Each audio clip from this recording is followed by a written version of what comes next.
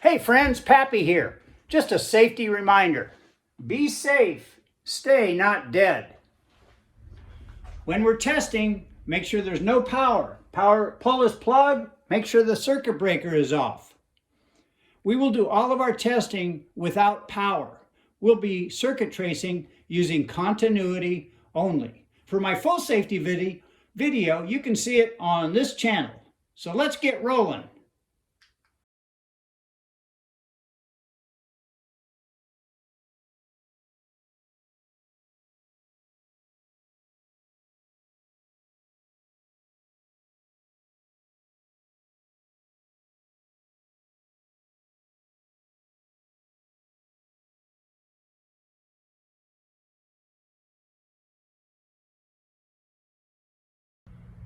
Here's the power pole outside the house, and you can see 3 wires coming down off the pole here. They're twisted together, but they all end up in this piece that's coming out of the roof. This is called a masthead, and you can see there that there are 3 wires. 2 of them have insulation, and one of them is a raw wire. I hope you can make that out. And that's how the power gets into the house. 2 of those wires carry 120 volts each. And the 3rd wire, the one that doesn't have any insulation, is the neutral for the system. It's also connected to the grounding system, but we'll get into that later. So that's where power comes. It goes down that masthead into this box where the meter is. So if you remember, I showed you where from the masthead, the electricity comes down into the meter. And the meter is what measures how much the electric company gets to charge us. Inside, at the top here, is the main circuit breaker. Notice it says 200 on it. So this whole panel is rated at 200 amps. That's all of the power. If I shut that one off, there would be no power to the house at all. And then that goes down into these 2 banks of what look like switches, and they are switches, but they are also circuit breakers. Now you'll notice on the ends, they're labeled. The one on the left there says 50, and these 2 on the right say 20.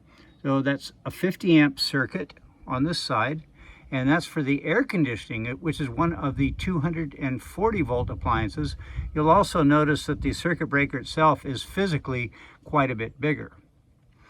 20 amp circuits are generally for receptacles and appliances, and 15 amp circuits, which you can see one there at the bottom, those are generally for lighting circuits. Now if we come up here, you'll notice this one is a little different in that it has 2 switches here. That's simply a physical configuration. It's 2 circuit breakers built into one container. And that's in case you were adding a circuit to a box and you didn't have any extra room, like this hole down here. If you didn't have that room, you could use a double circuit breaker like this in order to add a new circuit. You'll also notice that these are labeled, which many boxes are, but be very careful. Many of them are not labeled properly. Now, if you'll notice, this 40 amp circuit breaker is very similar to the AC. It's also 240 volts. Now we'll get inside the panel itself, and I'll show you how we get 120 volts and how we get 240 volts. Now I've taken the panel cover off, and you can see where all of the wiring comes in. Now these metal strips, these big metal strips here on either side, each of those is connected to one of the 2 insulated wires that came through our masthead. So this one is 120 volts, and this one is 120 volts. And then this is the wire excuse me, this is and here is the wire that came from the masthead that is uninsulated, and it attaches to our ground or neutral strip. So we have 120, that's wire number 1 from the masthead, 120 volts, wire number 2 from the masthead, and then we have the neutral and grounding strip here, and that is the 3rd wire there coming from the masthead. So as you can see here, that metal strip travels down behind each of this set of breakers, and this side travels down this side. Each of those circuits there is 120 volts. So when we have one like this, which is for the range, 40 amp circuit, and it's 240 volts, how does it work? Well, what it does is one side of the circuit breaker connects to this, it's called a bus bar, connects to this bus bar on the right, that metal one. And then the second wire is actually connected to this other bus bar. So what we have is 120 volts from this phase, or this wire from the masthead, and 120 volts from this phase or wire. So it's 120 and 120, giving us 240 volts, in this case, to the range or the stove. So that's what the inside of the circuit box looks like. And you'll notice that this is line coming in on each side. And the neutrals, they run off and go to the receptacles, lighting, whatever is, they don't go through the circuit breakers. Only the line side, only the power side goes through a circuit breaker. So it's just one wire to a circuit that's protected. So take, for instance, any receptacle circuit, 20 amps. The one wire comes down this side, and it goes into the circuit breaker, and it goes out of the circuit breaker here in this black wire. That black wire might go to a receptacle somewhere in the house. And then it's going to meet up with a matching white wire. So that's what the inside of the panel looks like. And you'll notice some of the wiring is visibly different in size. And this one in particular, the one for the spa, you can see is quite a bit larger than any of these others. And that correlates with the amperage. In the case of the spa here, see if I can get it, it is 50 amps. So now we'll get into wire sizing. These are 3 common wiring sizes you'll find in a household. Now I've labeled them for their size. That's size 14, size 12, and size 10. And you'll see that as the numbers get lower, the wire gets thicker or bigger. And the more amperage you are drawing for an appliance or some device, the bigger the wiring you need. And it correlates as follows. So lighting circuits, which are generally 15 amps, are number 14 wiring. And in fact, if you have a 15 amp circuit breaker, you cannot, by code, put anything bigger than a number 14 wire on it, because that's all it can handle. Then the 12 is for receptacles or any circuit that's 20 amps. And again, you'll notice this is the smallest.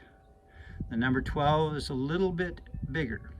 So 12 is to power 20 amp circuits, and the 10 is for 30 amp circuits.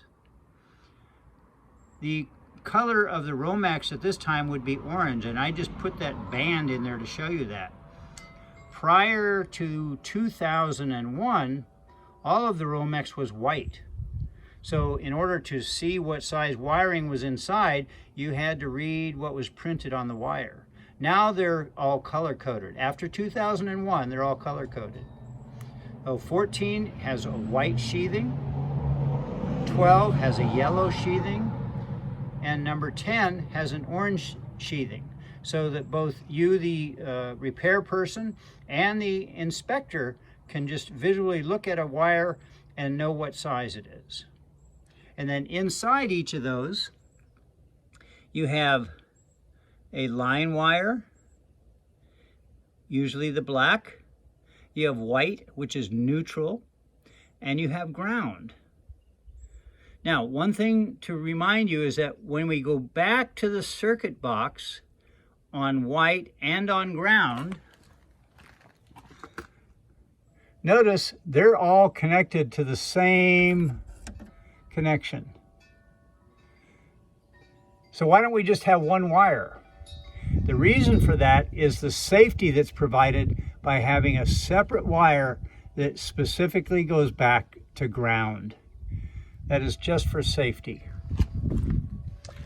So in a weird sort of way, you can think of the ground and the neutral as similar wires. At any rate, so we have 3 wires going to a 120 volt circuit.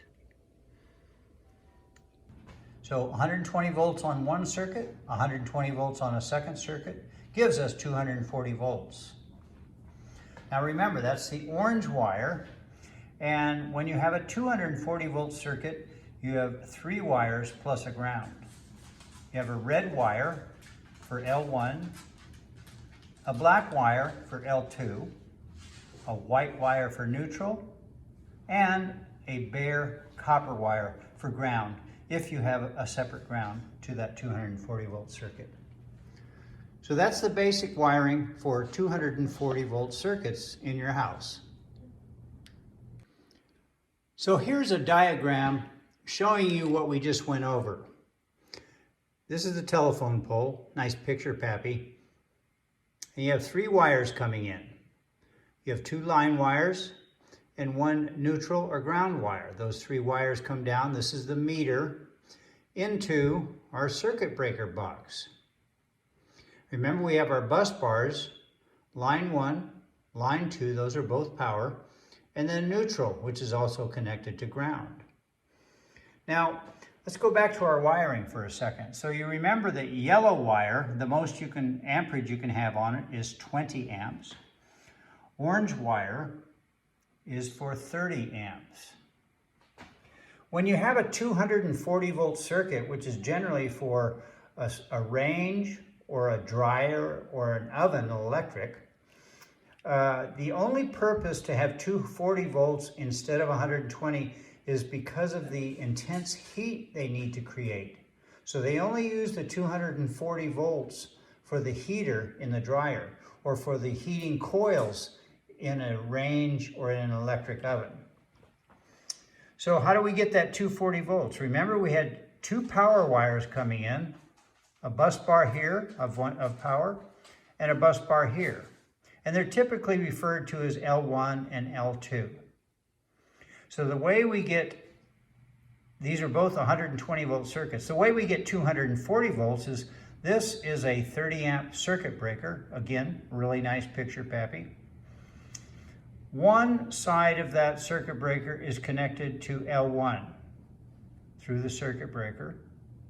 And then one side is connected to L2. Basically 2 different phases of power. So they're separate sources of power. So we have 120 volts here going down to whatever it is we're connecting, say a dryer. And we have 120 volts through the circuit breaker and down to another connection on the dryer. We also have neutral, and we can also have an additional separate ground wire. Although in some cases, on 240 volts, they simply use the neutral for the ground. Remember, they're connected in the meter box at the same location. Wiring for 240 volts